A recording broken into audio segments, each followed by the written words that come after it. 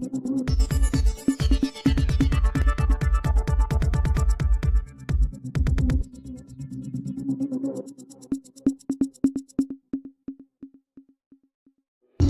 ગરમીના પ્રકોપ વચ્ચે ઠંડી છાશનું વિતરણ।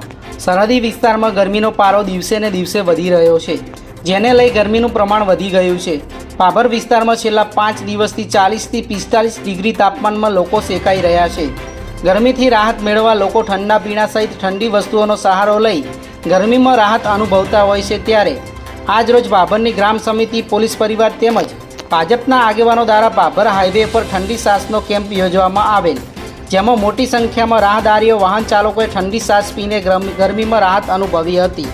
છાશ વિતરણમાં ભાજપના હરિભાઈ આચાર્ય, લાલજીભાઈ ઠક્કર, નગરપાલિકા પ્રમુખ બલુભા રાઠોડ, ચીનુભા રાઠોડ, વિક્રમસિંહ રાઠોડ સહિત આગેવાનો તેમજ પાભર મામલતદાર સાહેબ અને પોલીસ સ્ટાફ પણ હાજર રહ્યો હતો।